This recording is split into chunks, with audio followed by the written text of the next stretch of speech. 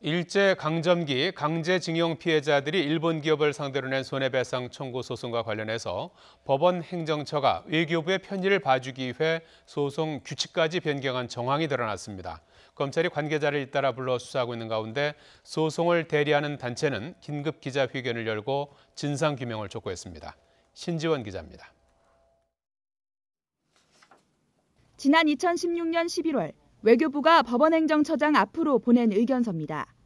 일제강점기 강제징용 피해자 4명이 신일본 제처를 상대로 낸 손해배상 청구 소송에 관해 법원이 청구권을 인정하면 한일 관계가 훼손될 우려가 있다는 내용이 담겼습니다.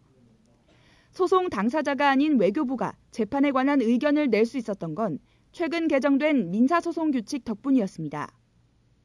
지난 2015년 공익에 관한 사항일 경우 국가기관이나 공공단체가 의견서를 제출할 수 있다는 내용이 추가됐고, 변경된 규칙에 따라 일본 기업 측 변호인이 외교부에 의견서를 촉구한 겁니다. 그런데 정부가 재판에 개입할 수 있도록 법원행정처가 먼저 나서 소송 규칙을 변경한 정황이 드러났습니다. 법원행정처가 지난 2013년 작성한 문건에 강제징용 소송을 검토하는 과정에 외교부가 직접 의견을 낼 수 있도록 소송 규칙을 바꾸겠다고 언급한 겁니다. 실제 대법원은 바뀐 규정에 따라 외교부가 제출한 의견서 내용을 합의 과정에 반영했습니다.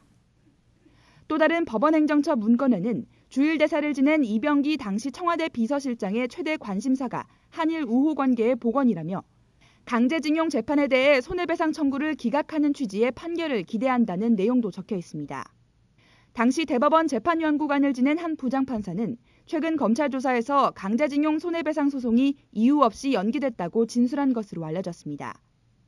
논란이 불거지자 원고 측 소송 대리인은 재판 거래 의혹에 대한 철저한 진상규명과 피해자들에 대한 사죄가 필요하다고 강조했습니다.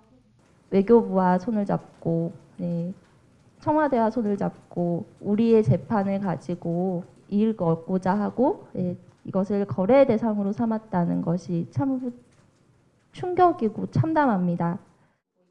이와 더불어 새로운 재판부를 구성해 신속하고 공정한 심리를 진행해달라고 촉구했습니다. YTN 신지원입니다.